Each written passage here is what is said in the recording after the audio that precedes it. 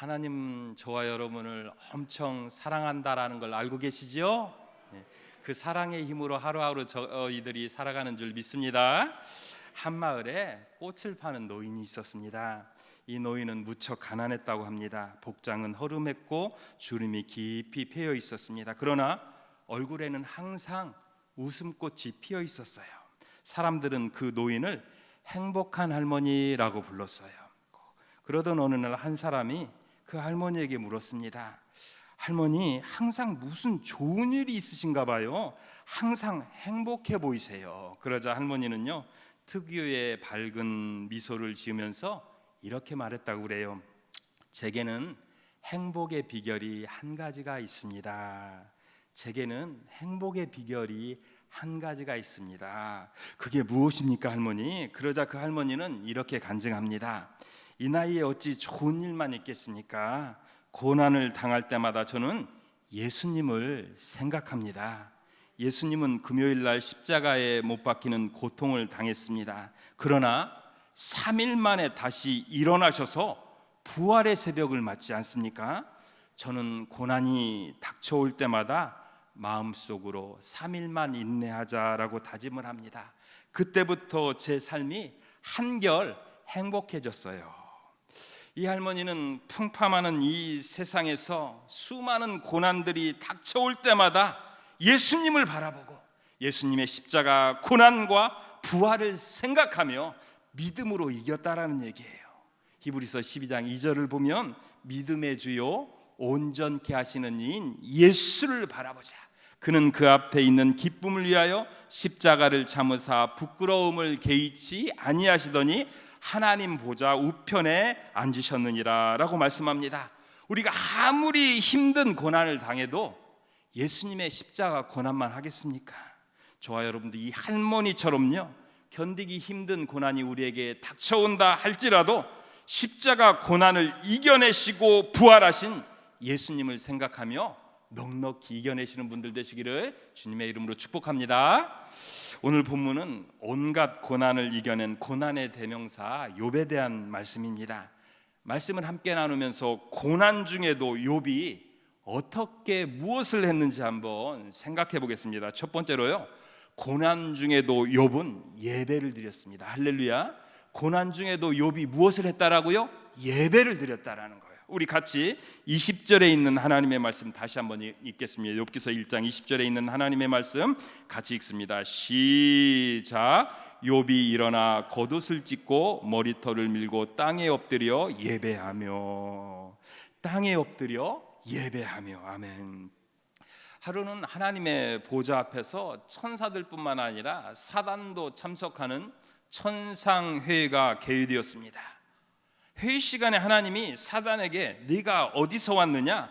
그러자 이 사단이요, 땅을 두루 돌아다니며 왔다라고 보고합니다. 그러자 하나님이 네가 내 종 욥을 주위에서 보고 왔느냐? 욥과 같이 온전하고 정직하여 나를 경외하며 악에서 떠난 자는 세상에 없느니라 라고 욥을 칭찬합니다. 그러니까 사단이 하나님께 화를 내며 욥이 어찌 까닭없이 하나님을 경외하겠습니까? 하나님께서 가정과 산업을 축복해 주시기 때문에 욥이 하나님을 그렇게 경외하고 있는 것 아닙니까? 만약에 하나님께서 그 축복들을 욥에게서 걷어가시면 틀림없이 욥은 하나님을 욕하고 저주할 것입니다 라고 대답합니다. 그러니까 욥을 신뢰하고 있던 하나님께서 다만 욥의 몸에는 손을 대지 말고 욥이 내 말대로 변절하는가 그렇지 않은가 시험해보라고 허락하십니다. 그래서 사단이 땅에 내려와 욥의 재산들을 다 가져가 버립니다. 그리고 이어서 태풍을 보내 맏아들 집에서 생일 잔치하고 있는 10남매를 다 죽게 만들어 버립니다. 그런데 이 엄청난 가슴 쓰라린 고난을 당한 이 욥이 첫 번째로 반응했던 것이 무엇인 줄 아십니까? 땅에 엎드려서 하나님을 예배드렸다는 거예요. 할렐루야.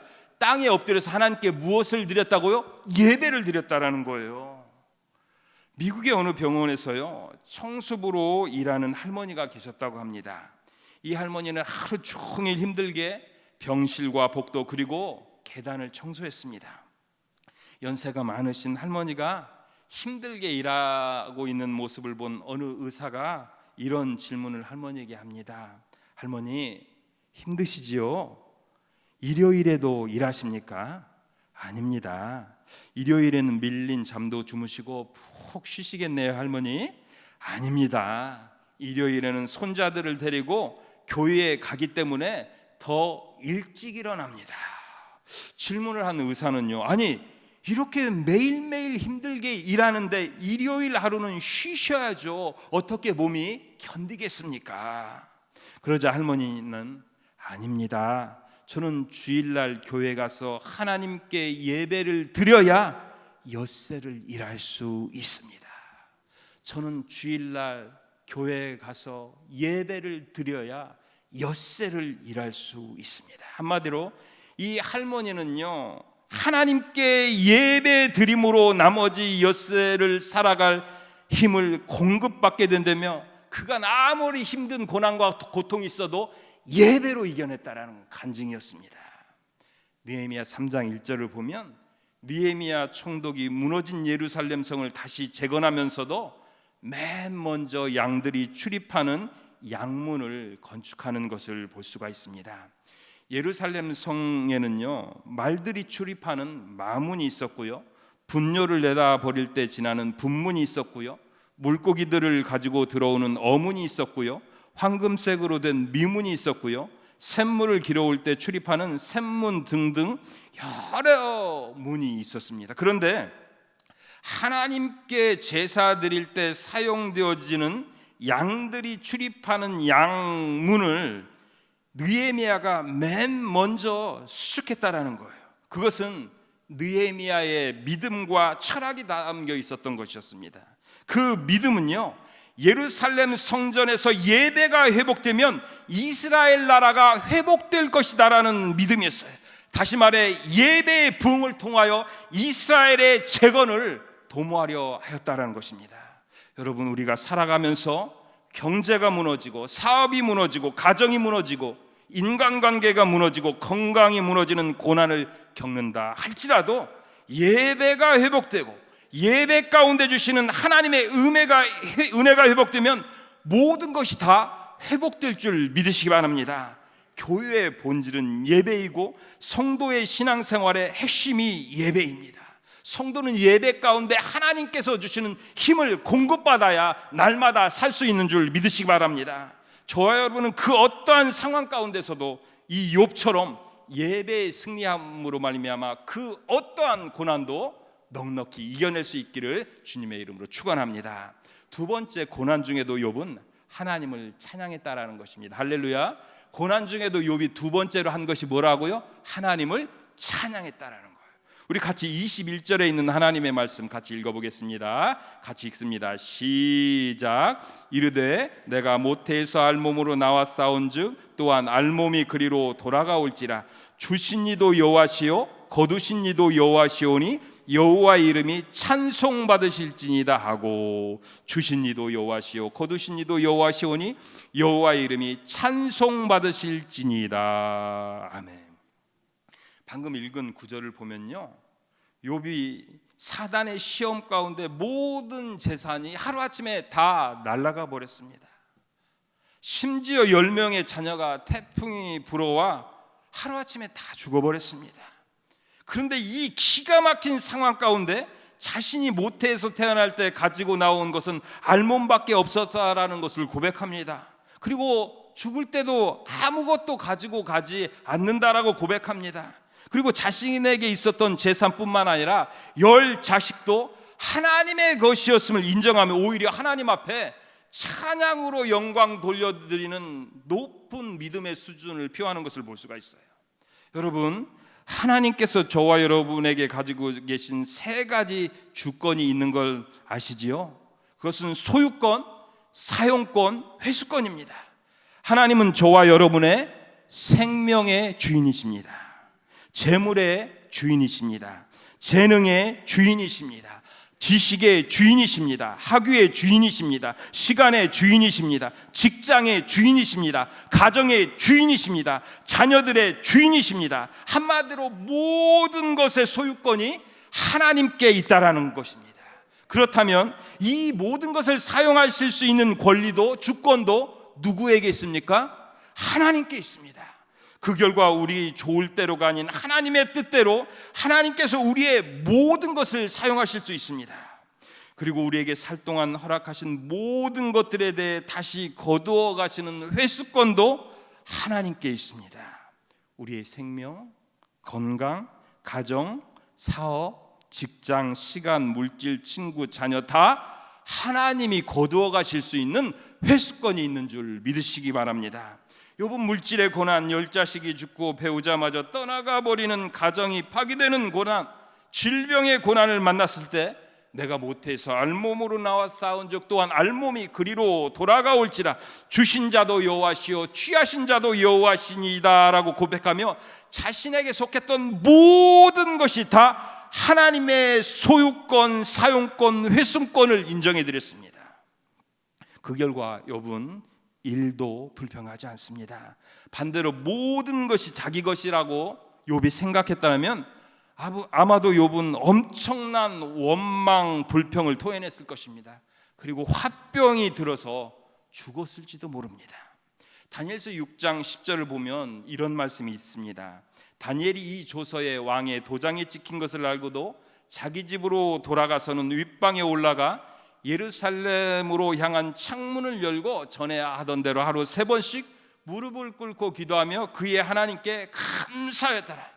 여러분, 다니엘이 기도하면 사자굴에 던져지고 총리로서의 지위, 재산, 명예, 생명, 가정 등등 모든 것들이 사라져버린다라는 것을 다 알고 있었습니다. 그런데도 기도하고 감사하며 다 포기할 수 있었던 이유가 무엇이라고 생각하십니까? 그것은 다니엘도요, 욥처럼 모든 것이 다 자기 것이 아니라 하나님의 것이다라는 하나님의 주권을 인정했기 때문이었습니다.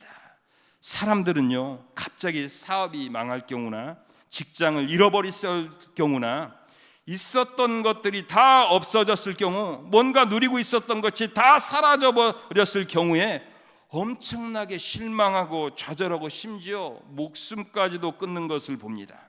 그런데 이 근본적인, 이러한 일들의 근본적인 이유가 뭔지 아십니까? 자기가 누렸던 모든 것들이 다 자기 것이라고 착각했기 때문입니다. 여러분, 착각은 어디에서도 자유라고 해요?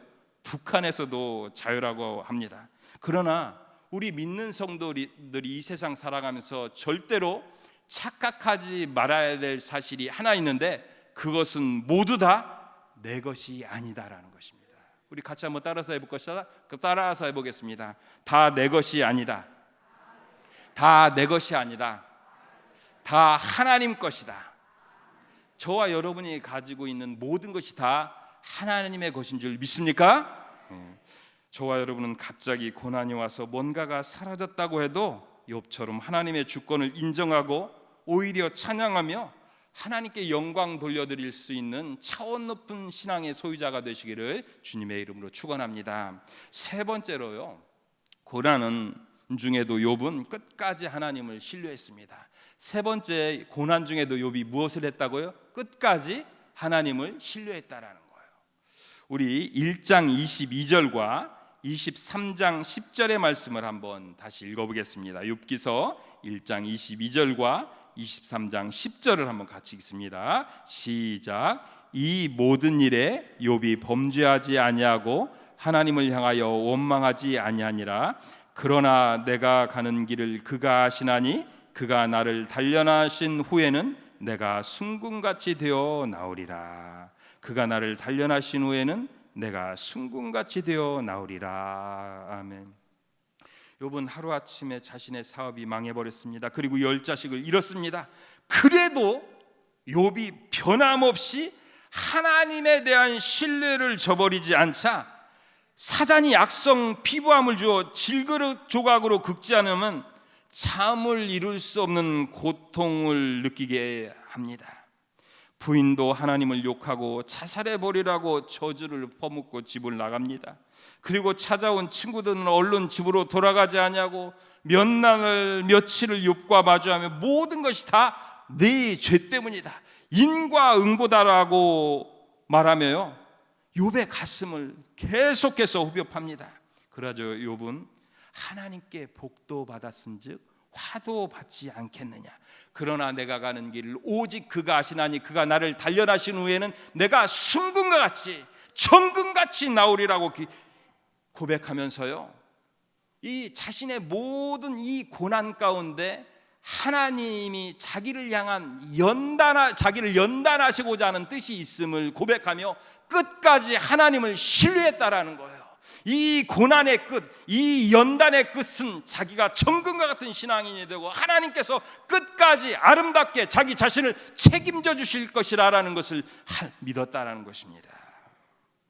다니엘 3장을 보면요, 이 사드락과 메삭과 아벳느고가 금신상에게 절하지 않자 느부갓네살 대왕 앞에 불려서는 장면이 나옵니다.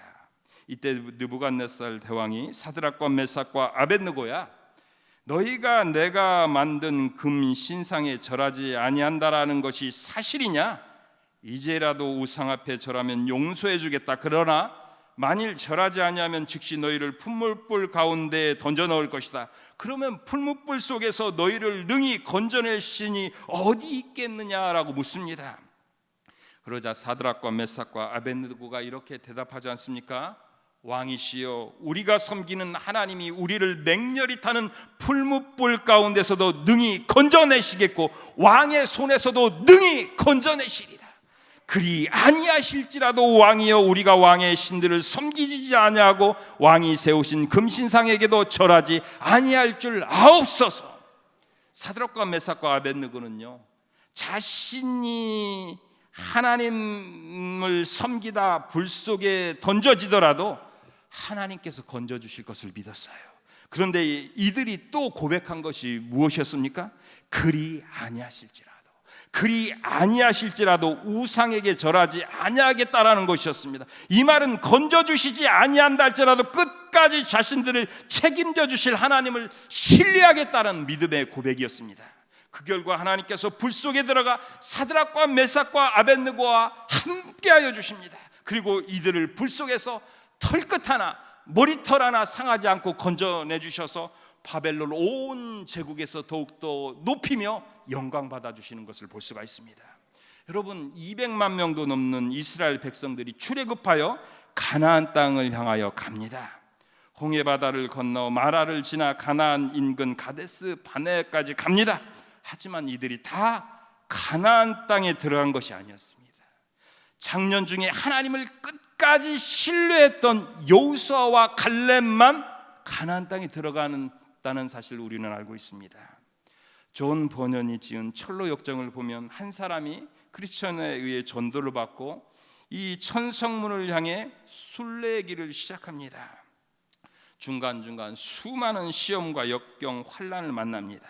그 많은 시험을 통과하여 천국문 앞에 섰을 때 큰 강이 막고 있는 마지막 시험이 기다리고 있었습니다. 그러나 끝까지 하나님을 신뢰하니까 강물이 점점점 줄어서요, 당당하게 천국에 들어가는 것을 봅니다.